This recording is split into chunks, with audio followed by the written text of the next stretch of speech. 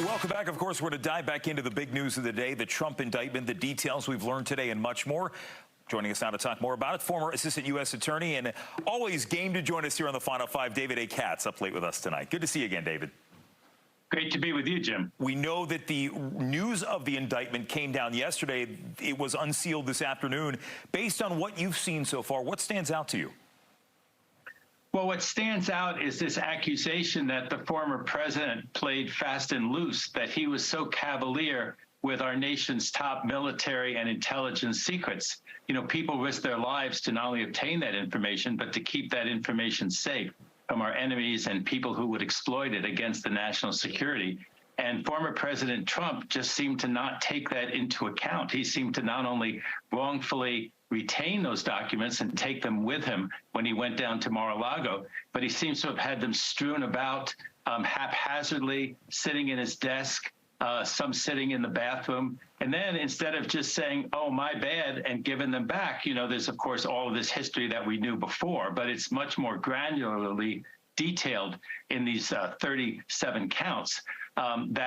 You know, he had his aides and lawyers and a person who's charged with him as a co-conspirator, you know, actively hide them from the government, you know, go out of his way to make sure that the government didn't get them back, and then to certify, Jim, that they had all been given back, to cause declarations to be filed with the government in Washington from lawyers down there in Mar-a-Lago that everything had been returned. And of course, we know from the search warrant that was executed in August of last year that not everything was returned. Indeed, at least 100 highly sensitive documents that still had their markings as being highly sensitive, the red and gold markings, were all around the place.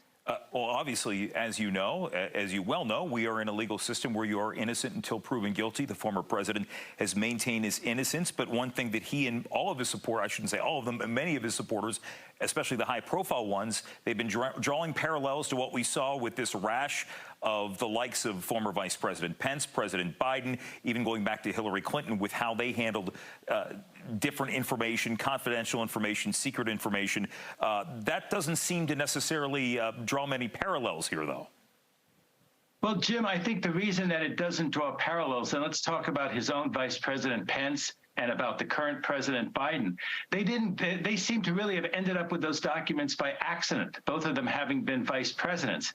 Then once it was called to their attention that they had them, they went out of their way to make sure they got returned and handled properly. The allegation, and of course, Trump will have every opportunity to contest it in court. He's presumed innocent. He has the right to due process. I think he'll get more due process than anybody else in American history, more than some of my clients as a criminal defense attorney. We have to fight to make sure that their due process rights are recognized. I think with the whole country watching and with Trump making a big deal about it, he'll get an awful lot of due process. He'll get a lot of fairness. But having said that, I don't think that it's really in his political interest to push the case to trial before the November 2024 election. So if he's the nominee, I think that he will not have a trial before 2024. And I think that the judges will have to go along with that. I don't think they're showing favoritism to Trump. I've had a lot of cases that properly were delayed 2 years to go to trial because the argument is the government took a long time to investigate, and I need a long time to investigate my side of it as the defense.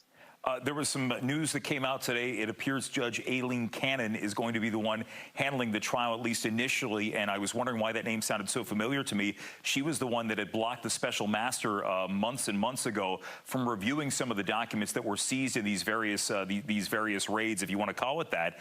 Is that normal, where you would have somebody who had been involved in the case prior being handed this, and will she remain on the case? Well, I don't think that she'll necessarily remain on the case. I think the way that it happens is that a judge is selected at random. There are over a dozen judges down there. So the idea that she received this case at random, I don't think happened. I think initially it was considered a related case to her, so it goes to her in the first instance. But I think her job then will be to draw a judge off the wheel.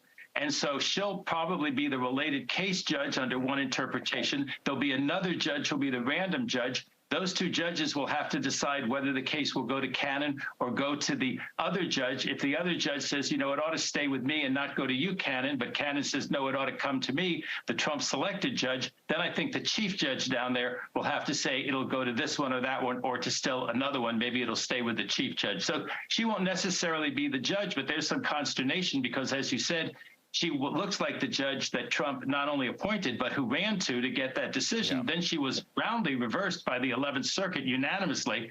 And so there's some concern, will she really be fair and unbiased to both sides, not just to Trump, but also to the government? You know, the government is also entitled to a fair trial. He is David A. Katz joining us with his insight on this one. I'm really glad you made some time for us because I was thinking about this story and I wanted to get your insight, so glad we have it. Good to see you again. Have a great weekend.